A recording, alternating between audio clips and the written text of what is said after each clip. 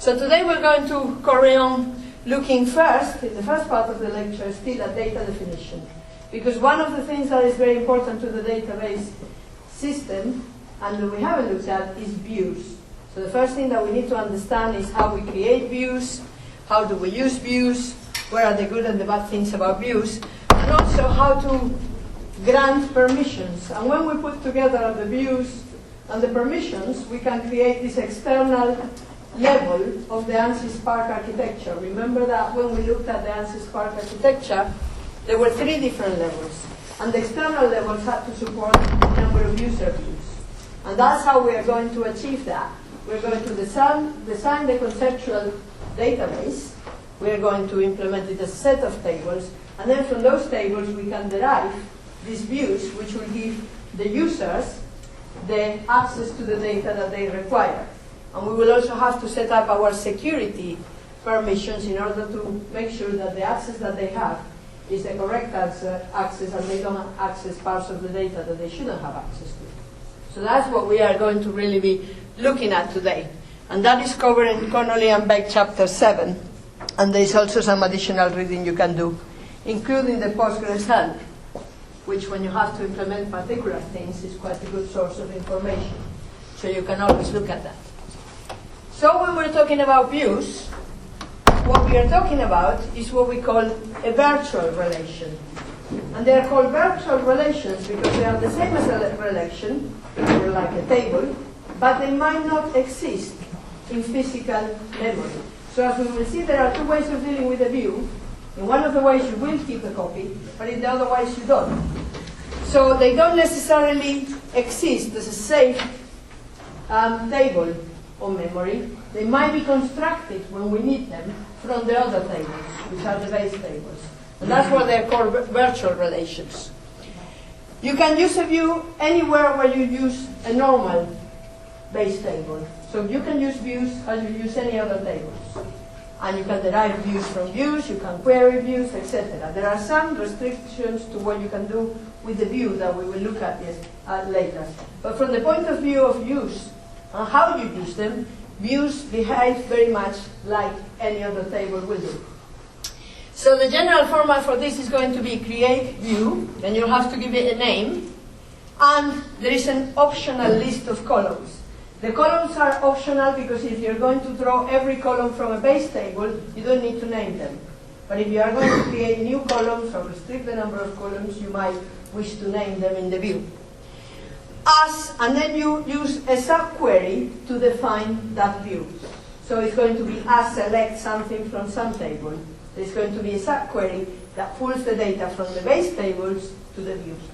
So if I want to have a horizontal view where I'm selecting some tuples of a main table to put them in the view, then I could have something like create view red part. So I'm going to create a view that only shows the red part in my part table. So I could have create view, then I give it a name, red part, as, and then I have to define the query, which is going to bring that data to the view. And in this case, it's going to be select every attribute from P, from the parse table, where the color is equal to red. So I'm only selecting the red part. So that's a tuple selection. It's a horizontal selection of the table. Once I have defined a view, that is just going to create the view. It doesn't show me the data in it. So if I want to look at the data in that view, I then have to select everything from red part as I would do with any other base table. So that is creating my virtual table. It hasn't displayed the data. I have to display the data with select command once I have created that. And if I do that, what I will get is a subset of the original data, which will only contain the red parts. Because I selected every attribute, they won't be copied. So I haven't actually named my columns, because the column name in the view will be the same as the column name of the underlying table, since I've just selected every attribute. So in that case, I don't have to define what my attributes are. Are you all happy with that? Good. So that is just how I select a view. What if I want a vertical view? So instead of wanting a selection of attributes, what I want is, instead of a selection of tuples, what I want is a selection of attributes.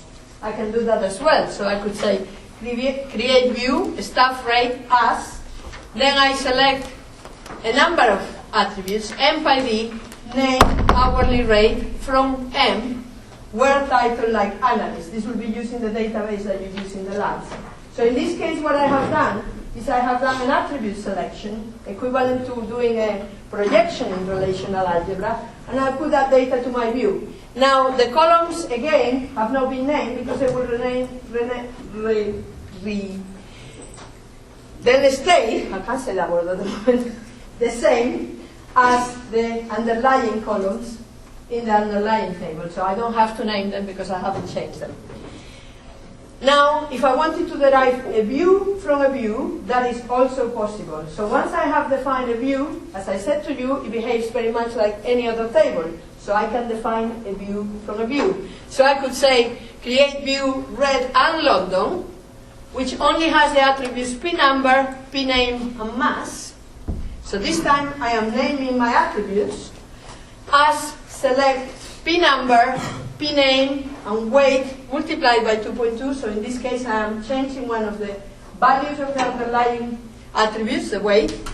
And I am selecting from red part. So this is creating a view from a view. I created the red part view before. Now I am using it to define a new view, which is going to be red and London, where the city is equal to London. So not only do I have only the red parts, but I also now have some attributes, which are the p number, the p name, and the weight, multiplied by 2.2 from the view. And I have an additional condition, that is the city is equal to London. So then if I select everything from red and London, what I get, this is odd, isn't it? You come to the lecture at the last minute, and the only place to sit is right in front of the lecturer. There you go. How embarrassing. Okay, so you will pay for it now for the rest of the lecture by being there, right in front of you. So we have that. Do we all understand that? So we can define a view from a view. We can make a view as any query that we like. Okay? And we can use, once the table is, a view is defined, we can use it as we would use any other table, any other base table. So we're all happy with views so far? Any questions on views? Okay.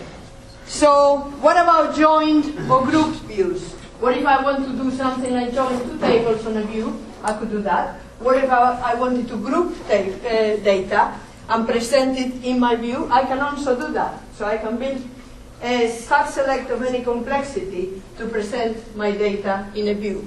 So in this case I might say, create view total parts, which has S number, S name, S status, and total quantity. So I'm naming my columns because I'm going to do something with the underlying data, so I need to have new names, as, and then I need to have a subselect, which is going to be defining the data that is pulled to that view. So my subselect says select S.S number. Now there's going to be more than one S number in here because I'm mixing two tables, so I need to redefine S number with the table that S number refers to. So in this case it's the supplier number, S name, status, and then I have an aggregate function, sum quantity, from S, and I'm going to left join S with SP. So I'm going to take all of the suppliers and their shipments. And because I'm doing a left view, that is going to reflect the suppliers that have shipments, but also the suppliers that don't have any matching shipments will also be reflected, because I'm doing a left join. On the join attributes, the join attributes are S.S number is equal to SP.S number, where the status is greater than 10, so I'm doing some tuple selection before I do this aggregation. And then I have to group by, because I'm trying to compute an aggregate per supplier. So I have to compute the aggregate by grouping by S.S number, S name, and status. Remember that when we have a group by clause, any attribute that appears in the select, which is not an aggregate function, must also appear in the group by clause. Okay, so I have to have those three because they are separate attributes that appear there in the subselect. So once I have done that, I can then say select star from total parts. And what I do is I select from my view. So what I'm going to get is something like the S number, the name, the status, and then the sum of the total quantities they've shipped. And if there are any that didn't ship any, because I did a left join, they will also appear there with a null value. So that signifies a null value. Are we all happy with that? It's not different to like writing the query, only we are like pulling the data to a view. So we said that views are virtual tables because they are not necessarily stored somewhere as a table. So normally, how views are used inside the DBMS is by this method of view resolution. So what happens is when I define a view, at runtime, the system will work out the original queries that make the view from the view definition. So the data will never be stored. What happens is when the query is run against the view, the query is converted into a query in the underlying tables. And therefore, the view is never materialized as a table. It is only a virtual table. It doesn't exist as a physical object that is saved somewhere.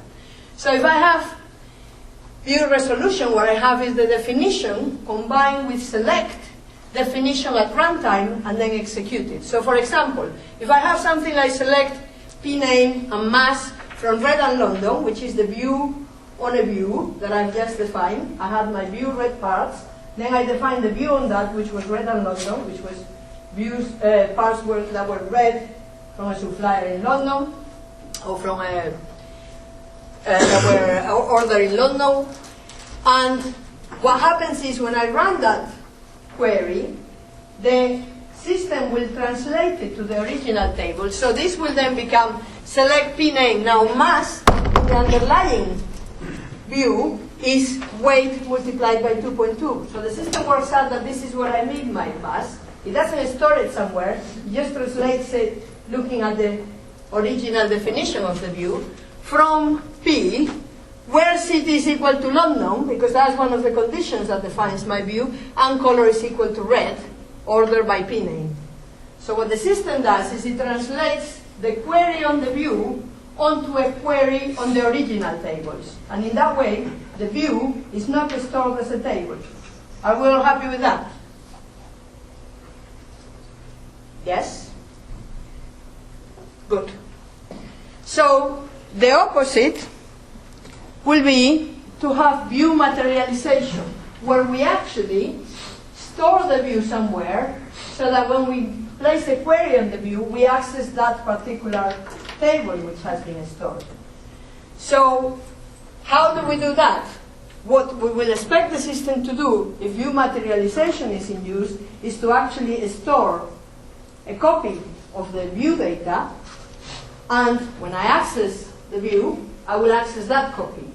The problem with that is that there is going to be overhead in trying to keep that table updated as the underlying tables change.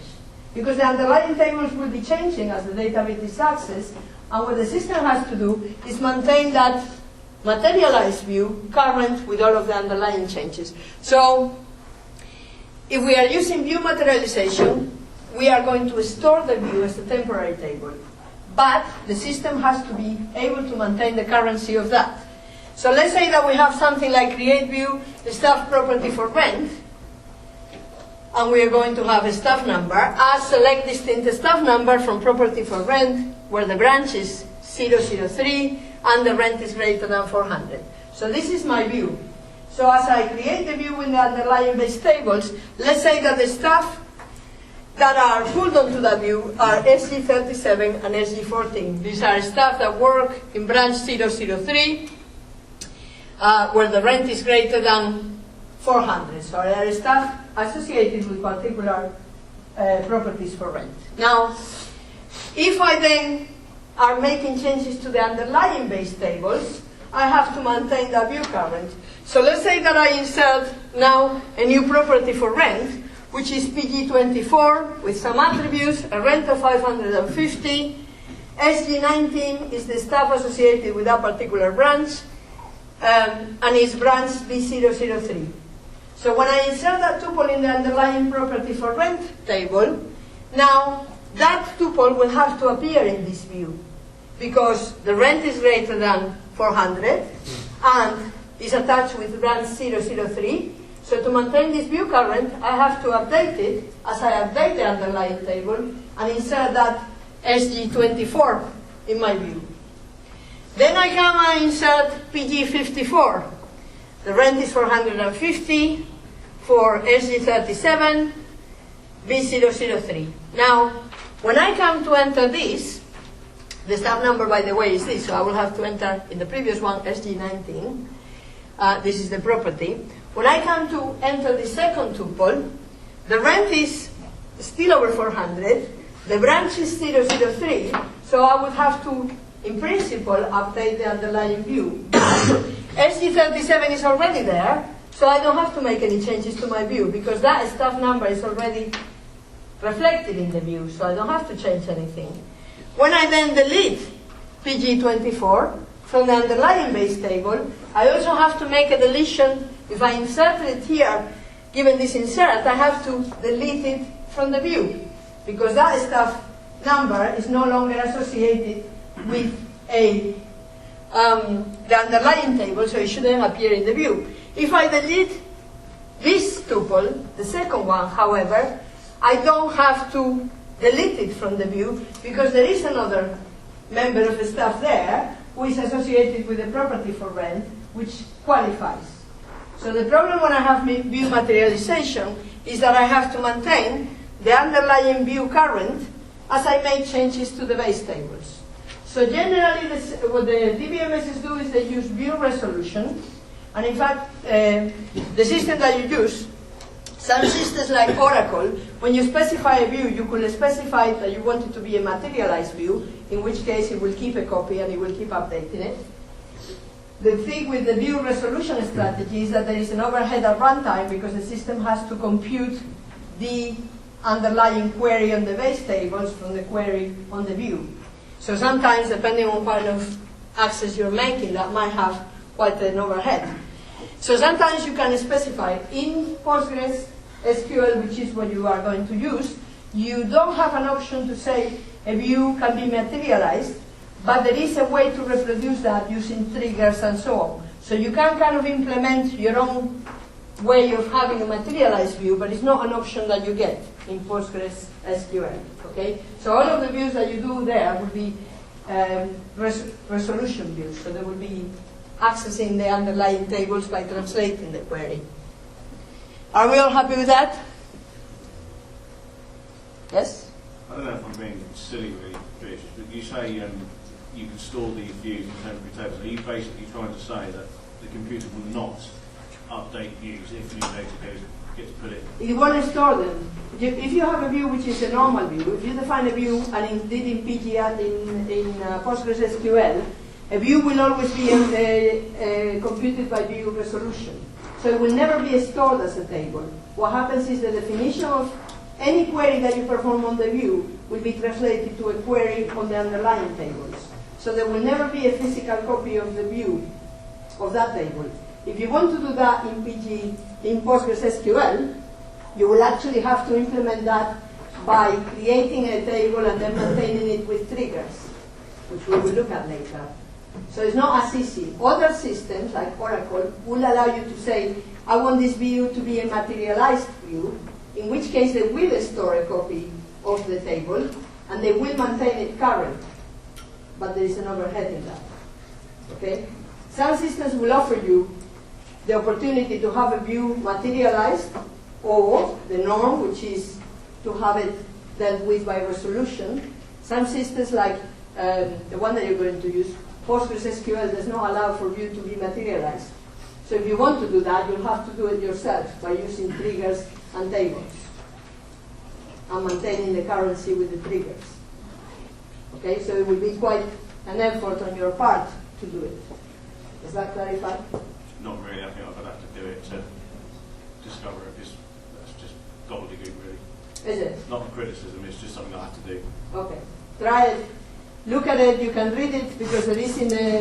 If you look at the PG admin help, it tells you there everything about view materialization, so you can find out how you would have to do it if you wanted to do it in PostgreSQL. In other systems, you might be able to say you can have a materialized view, you can have a view that is the normal way, which is resolution, but you don't have that in the system that you're using. Any other questions on that? No? Okay. So we move on. So now, what happens also is, imagine that we were allowed to change the view. If we had a view that changed, that will imply that we also have to change the underlying tables to maintain the view coverage. So if we allow changes to the view, we will need to also allow changes to the underlying table. And that can be quite problematic. Consider something like create view summary. So I have a view which is going to have a summary of the total amount that is shipped for every part. So it's going to be having a part number and a total quantity, and the subselect is select P number and some quantity from the shipment table grouped by P number. So this summary table is maintaining a summary of how much do I ship for each part. So if I have that, if I allow changes to the summary table, I will need to then translate those changes to the base table. So if I allow, for example, to enter a new row in the summary table, I have to then change the underlying shipment and decide what that part, how do I enter that part? And obviously that is not going to be possible, because if I say, let's have an insert of P7 500s or P7, this summary, I allow to say a summary of 500 was inserted. What is the supplier associated with that? How do I enter that data into the underlying tables? It's not possible. So not all of the views that you have can be changed or updated. In fact, most views are not updatable, because it's not possible to translate the update in the view to an update into the underlying tables. And for that, most views are not updatable. So if I wanted to have an updatable view, it will have to be a view that conforms to a very simple definition. In fact, the DBMS need to be able to trace every row and every column in the view to a row and a column in an underlying table. And that means that in order to do that, I cannot have, in my view definition, a distinct specified. If I had the distinct, then I cannot have an updatable view, because I cannot trace the underlying row. I cannot have joins, unions, intersections, or except. So any query that is defined by more than one table with a join, or an intersection, or a union, or except is not an updatable view. Every element in the select of the defining query must be a column name appearing only once. So I cannot have things like constants, expressions, or aggregate functions in my query that defines my view. I cannot have group by or having clauses. I cannot have wheres which include a subselect as part of my defining query, and every row must not violate the integrity constraints of the base tables. So basically, you have to consider that most views are not updatable. The only views that will be updatable will be defined on a single table with a very simple query where you're not doing any kind of like aggregation, etc. of the data, defining unions, anything like that. And in fact, PostgreSQL does not allow any form of updatable views. You have to update views through something called rules, which is kind of hard to set. So from your own point of view, you can assume that views, when you are going to use them, are not updatable. But it's important that you understand there may be some views that could be updatable in other systems.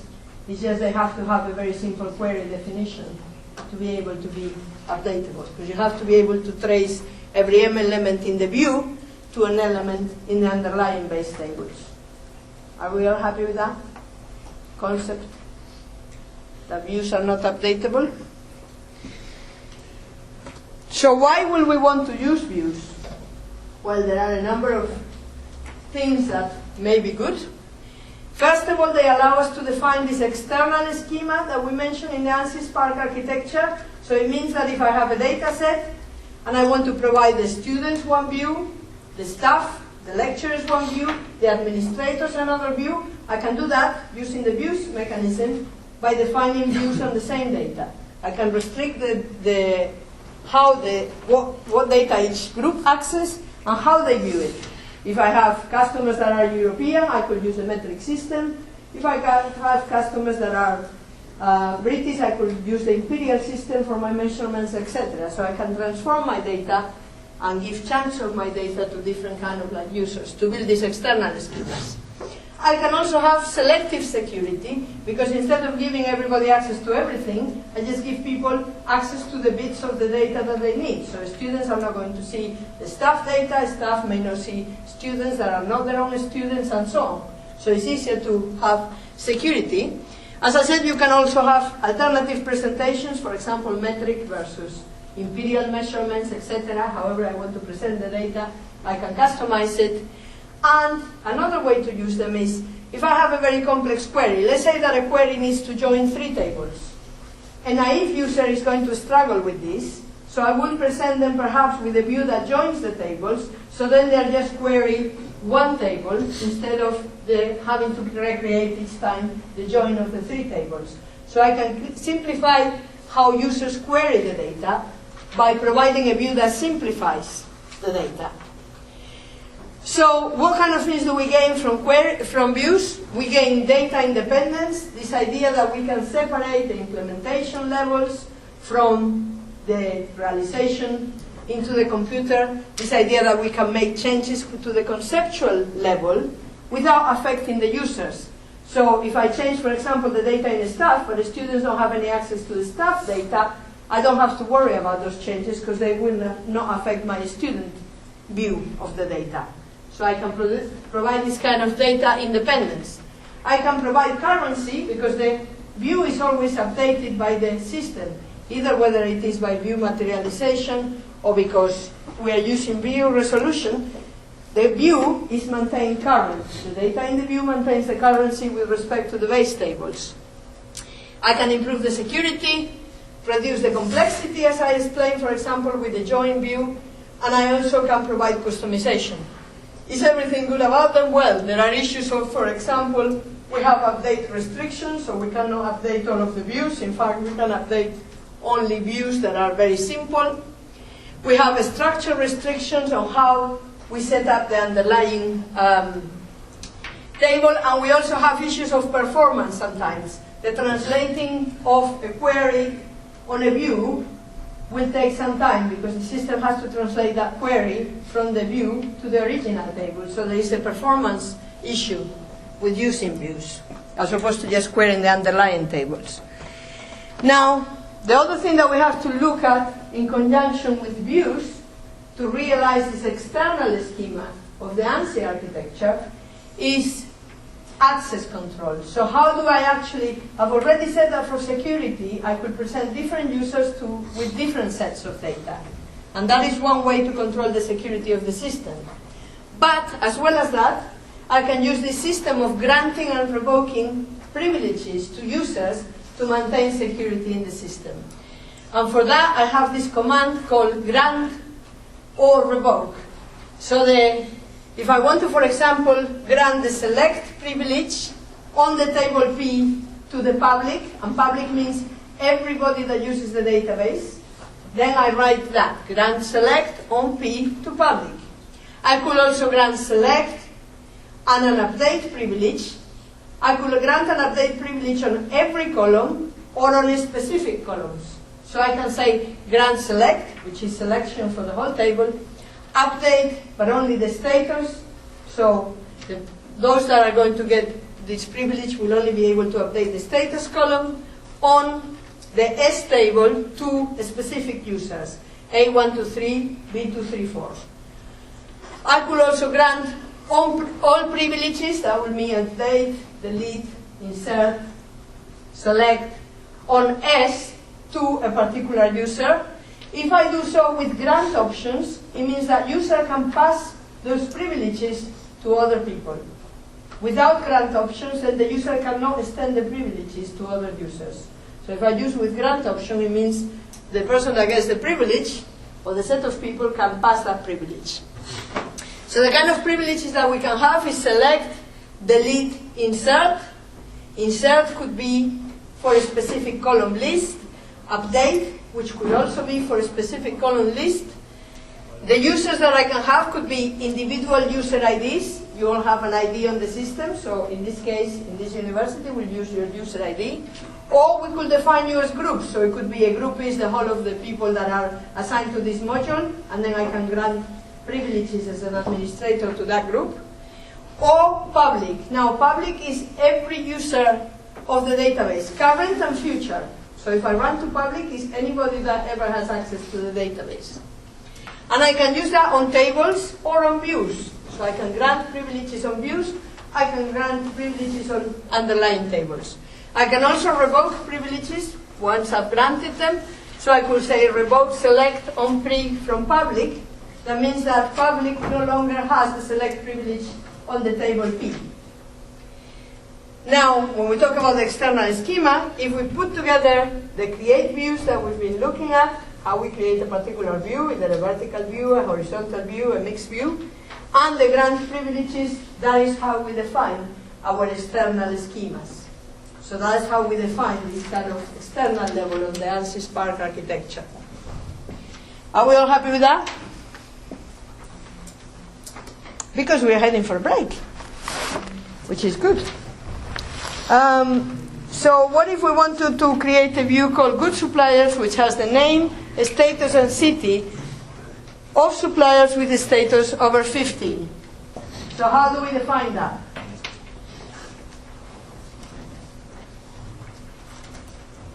Oh, now you wait for your input. We want to define a view. We want to call it good suppliers. And what we want in that view is the name, status, and city of suppliers with the status over 15. So what do I write? Create view.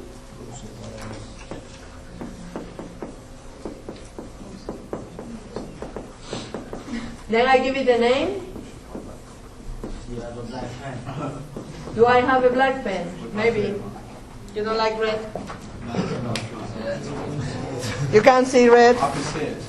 Has anybody got a color dysfunctionality? I've got a black pen. I can offer you green. I've got a black pen. Somebody has black, look. There is always one prepared student in the classroom, and it happens to be Stephen. And I have the black pen.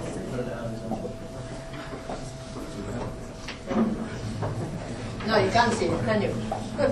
That is true. Partially because the board is very dirty. Okay, so I'll repeat here in this. Is this better? Yeah. Otherwise it won't look good on your pictures that I know you take. Because you can't write anymore. So we have create view, good supplier. What else? Do we need a column list? Do we need a column list? We could have it. We don't need it because we're going to take the attributes from the underlying view and they're not going to change, but we could have it. And if we did, we could rename also our columns to something else. They don't have to stay with the same name as the underlying table. So we could have name, status, and city. What else? Status.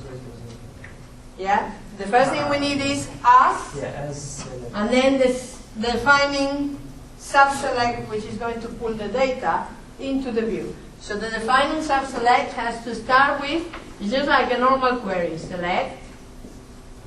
What do we select?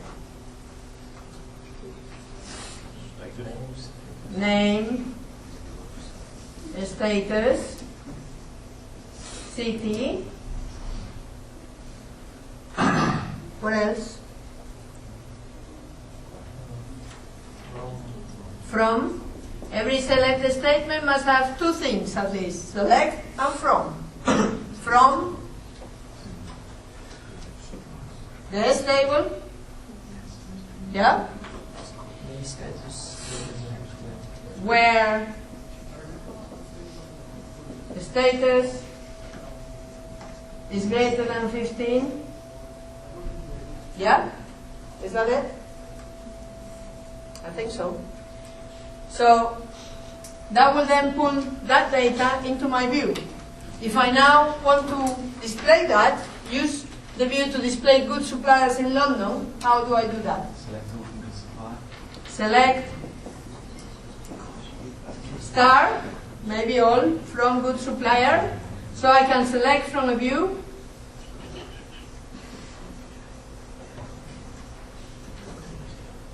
What else? Am I done? Am I done?